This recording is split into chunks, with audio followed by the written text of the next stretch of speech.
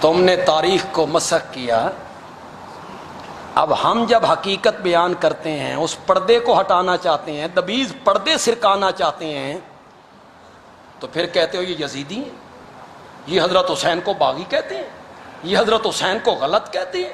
انا للہ،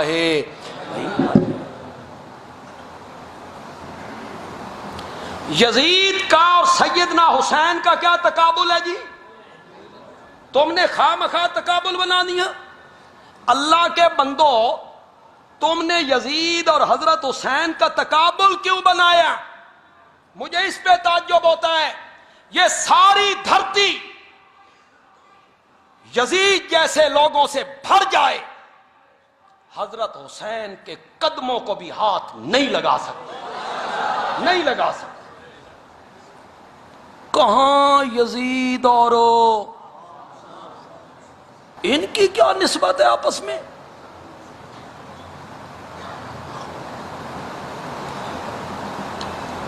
یزید کی کیا نسبت ہے حضرت حسین کے ساتھ؟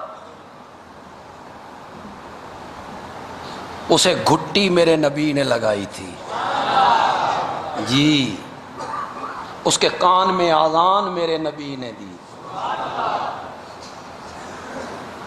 کہاں یزید اور کہاں اسے؟ نسبت ہی کوئی نہیں۔ یہ پیدا ہوئے، ان کا نام میرے نبی نے رکھا، ان کو گھٹی میرے نبی نے دی، ان کے کان میں آذان میرے نبی نے دی۔ اور ایک روایت آپ کو سناؤں، پسند آئے تو سبحان اللہ کہنا، حضرت حسین کے پیٹ میں دنیا کی سب سے پہلی غذا جو پہنچی تھی وہ آمنہ کے لال کا لعاب تھا۔ پہلی غذا تھی حضرت حسین رضی اللہ تعالی عنہ، اور نبی پاک حضرت حسین کی زبان کو منہ میں لے کے اس طرح چوسا کرتے تھے جس طرح عرب کے لوگ کھجور کی گٹھلی کو چوسا کرتے۔ لوگوں نے پتہ نہیں کیوں تقابل بنا دی، ایک طرف یزید ہے ایک طرف حسین ہے، نسبت ہی کوئی نہیں۔ آسمان اور زمین کی کیا نسبت ہے؟ عرش اور فرش کی کیا نسبت ہے؟ آفتاب اور ذرے کی کیا نسبت ہے؟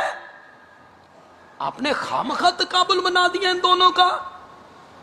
حضرت حسین بہت اونچے ہیں، حضرت حسین رضی اللہ تعالیٰ عنہ بہت عظیم ہے، بہت عظیم ہے۔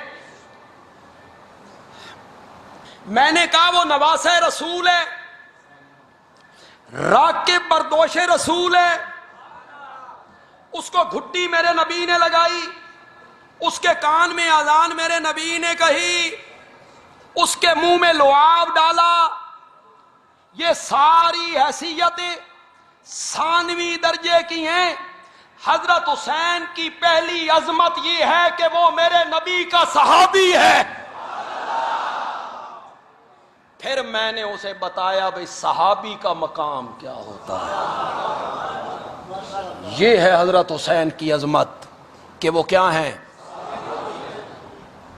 ہاں آپ یوں کہہ سکتے ہیں، ہمارے عربی میں کہتے ہیں نور علی نور،